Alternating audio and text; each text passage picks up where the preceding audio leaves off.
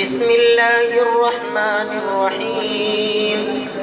اقرأ باسم ربك الذي خلق الإنسان من علق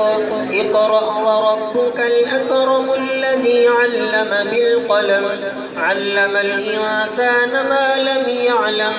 كلا إن الإنسان ليطغى أن رآه استغنى إن إلى ربك المنتهى إن إلى ربك الرجعى أرأيت الذي ينهى عبدا إذا صلى أرأيت إن كان على الهدى أو أمر بالتقوى أرأيت إن كذب وتولى ألم يعلم بأن الله يرى كلا لئن لم ينته لنسفعا